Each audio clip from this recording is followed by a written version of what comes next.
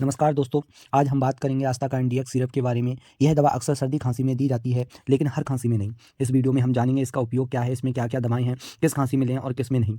आस्ताकाइन dx syrup में आमतौर पर 3 दवाएं पाई जाती हैं। फर्स्ट है डेक्स्ट्रोमेथार्फिन, जो कि सूखी खांसी को दबाने का काम करता है। सेकंड है क्लोरफेनिरामाइन मेलेट, जो कि एलर्जी है, छींक है और नाक बहना कम करता है।